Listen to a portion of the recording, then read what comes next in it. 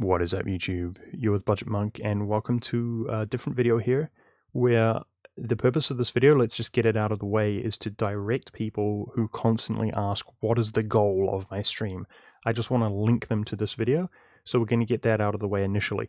The goal is a concept that I've come up with, which is going to be the quote-unquote dismantle the world challenge.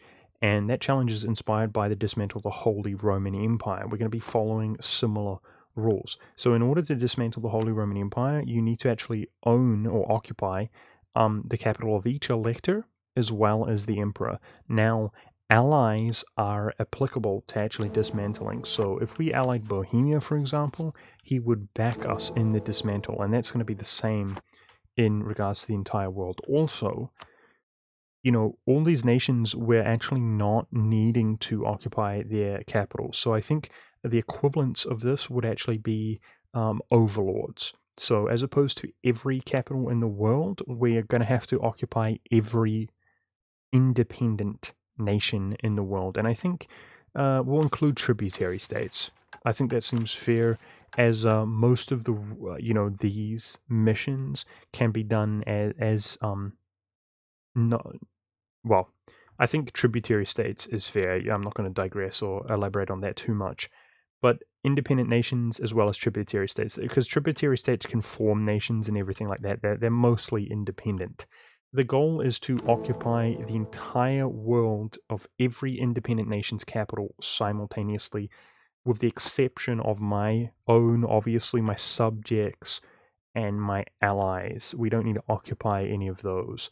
I pointed at Muscovy for a reason. So that's the goal. With that in mind, we do have limitations. So as of now, I'm interested in the actual YouTube community, guys. If you guys could give me some feedback. But I was thinking that, the smartest way to achieve that goal is obviously basically just to one-tag the whole world, right?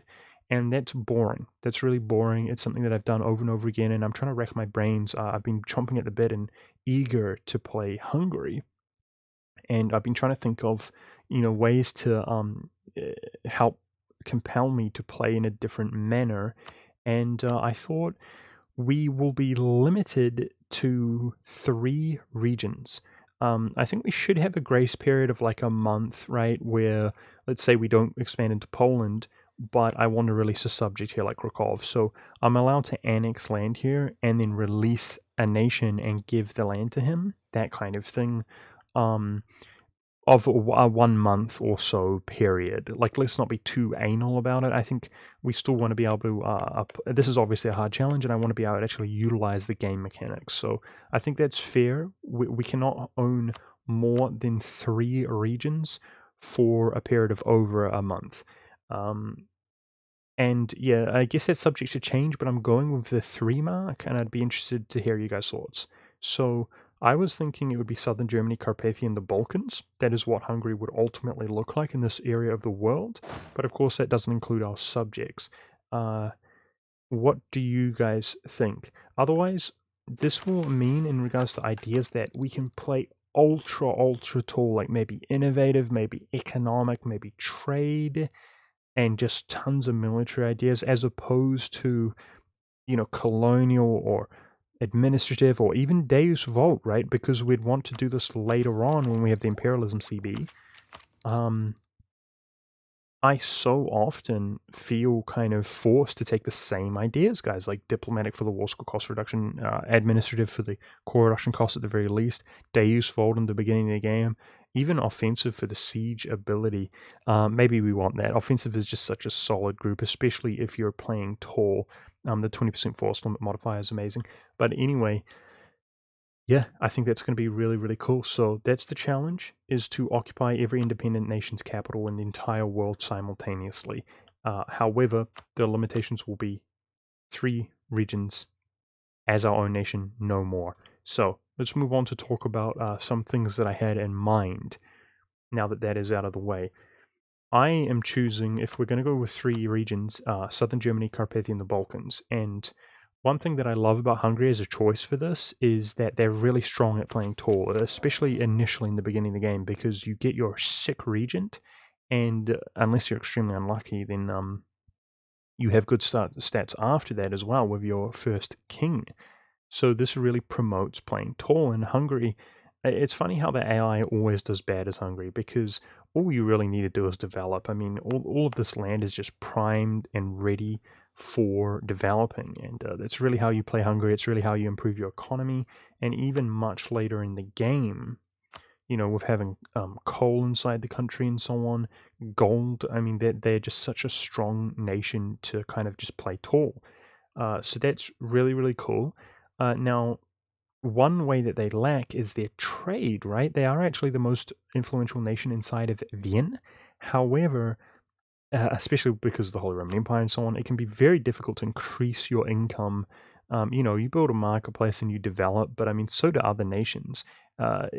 Between them all, they may develop less, but between them all, they develop as much, and they're going to build their own marketplaces as well.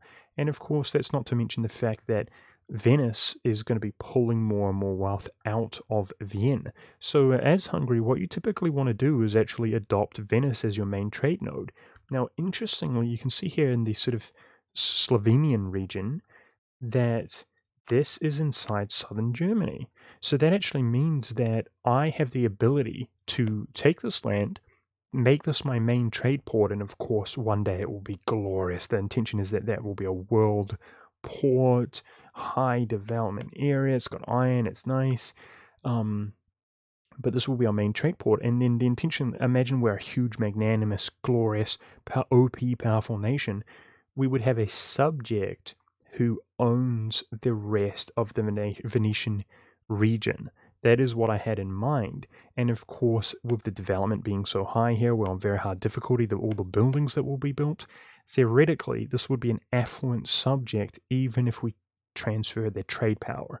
So that's what I had in mind there, and then we would be able to dominate Venice and collect inside of Venice. So that's a good solution to our trade income. Now, speaking of dominating, I mean, we would own all of Vienna because of the southern German region. We would actually own even more land, but that's fine. I mean, the Upper Rhine is a very strong province for production as well. But we obviously have influence over Constantinople and the entirety of Ragusa by owning Carpathia and the Balkans. So obviously we would be pulling from Ragusa and Vienna, owning 100% of those. Then the intention is to have big influence in Constantinople as well due to this land. But likewise with Venice, I was thinking that hopefully if we're big and powerful enough, we could have a border state inside of Anatolia that is transferring its trade power to us so that we dominate this wealth. Same goes for Krakow, right? Is a border state dominating this region, transferring trade power to us. So that's kind of the trade solution that I had in mind, is pooling wealth inside of Venice. And yeah, it's a really going to be a good opportunity to take advantage of cavalry, guys. I think cavalry has a bad reputation, but Hungary has 20% cavalry combat ability. They also have the Cossacks. So thankfully, there is one steppe province within inside of the land that we've designated. All you need to do is own one steppe province to basically engage the Cossacks, and their basic bonus is 10% cavalry combat ability, which can be improved based on the influence of the Cossacks. It's going to be hard to get that influence up with only one province, but I mean, a bonus is a bonus. That's cool. And it also means that throughout the course of the game, we can actually use the estate to hire Cossack host. It will be one at a time every 5 years, but Cossacks do increased shock damage. So one thing, my thoughts on cavalry is that they are strong when you have sort of low force limit in comparison to your economy. So very financially successful country with strong economy, comparatively low force limit so that you can afford all of your units. This is when cavalry starts becoming strong. And ideally, if we play tall, guys, we're just a thick, powerful nation, then yeah, we can afford to have really, really tons and tons of cavalry and help us punch holes in people.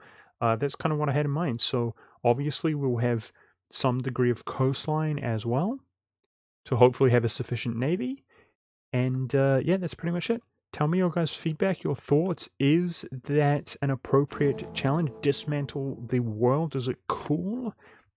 should we do overlords or should we do every capital in the game? Do you guys think it's possible? Should I put more limitations or should we have less limitations? Should we allow ourselves to take 4 regions of the world, like Anatolia? Tell me your thoughts. What do you guys think? Are there suggestions that you have for the campaign that could make this even more exciting? And I personally am hyped and excited for this, and I'd be interested to hear your thoughts. Thank you very much for watching, and I'll see you next time.